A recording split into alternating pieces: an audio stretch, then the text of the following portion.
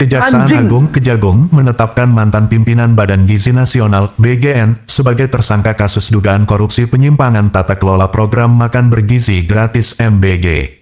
Mereka adalah Dadan Hindayana, mantan Kepala Badan Gizi Nasional; Sony Sonjaya, mantan Wakil Kepala Badan Gizi Nasional; Lodewijk Pusum, mantan Wakil Kepala Badan Gizi Nasional. Kasus ini diduga merugikan negara dengan modus penyimpangan pada pengadaan proyek seperti motor listrik dan televisi senilai miliaran rupiah.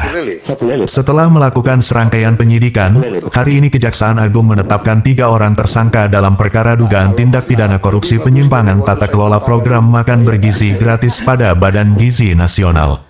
Gila gak mereka korupsi itu 1 miliar per hari?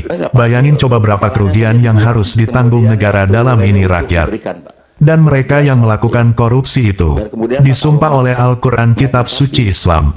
Dan yang non-muslim berpegang pada Bible. Anehnya setelah disumpah mereka lupa sama sumpahnya dan amanahnya. Sungguh bejat dan laknat perbuatan mereka.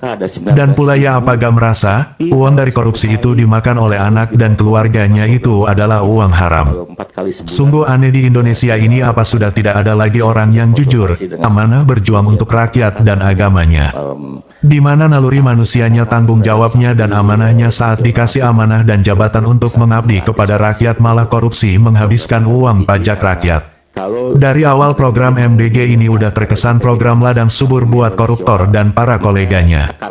Anehnya lagi orang yang korupsi itu adalah orang yang diamanahkan oleh rakyat untuk melakukan program yang dimana program itu dari uang pajak rakyat. Dan aneh pula presidennya gak ada rasa curiga saat beliau mengatakan 1 hari 1 ekor sapi, 1 anak 1 ekor lele. Berawal dari situ kenapa tidak timbul kecurigaan dia sedang dibohongi oleh anak buahnya? Ingat gak yang joget MBG, yang konsepnya hanya 6 juta per hari? Apa kalian ingat? Itu yang punya dapur MBG aja dapat 6 juta, di atasnya lagi lebih dari itu dan pejabat di atasnya lagi lebih lagi dong dapatnya.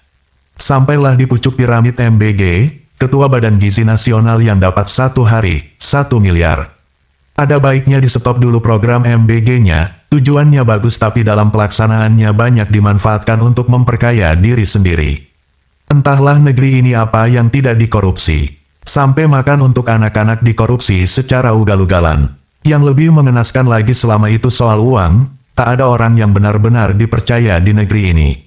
Apakah ada pejabat yang memikirkan rakyat kecil di negara ini? Tidak ada. Adakah pejabat yang berpikir, saya makan enak, rakyat saya makan apa? Saya tidur lelap, rakyat saya ada yang tidur di emperan jalan. Saya pakai baju bagus, rakyat saya pakai baju lusuh.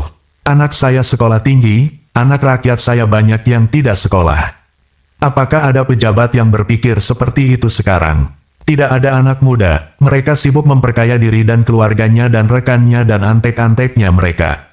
Almarhum Prof. Salim Said pernah menyatakan bahwa Indonesia sulit atau tidak akan maju karena krisis moral dan integritas para pemimpinnya, di mana jangankan manusia, kepada Tuhan pun mereka tidak lagi merasa takut.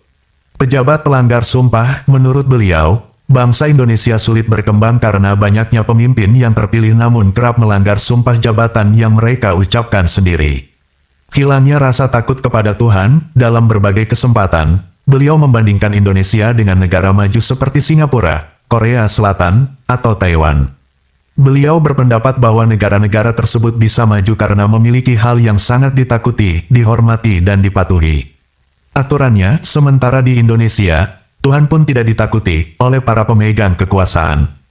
Pernyataan ini menjadi salah satu kritik sosial politik beliau yang cukup ikonik, di mana beliau menyoroti bobroknya mentalitas elit politik sebagai akar utama lambatnya kemajuan negara.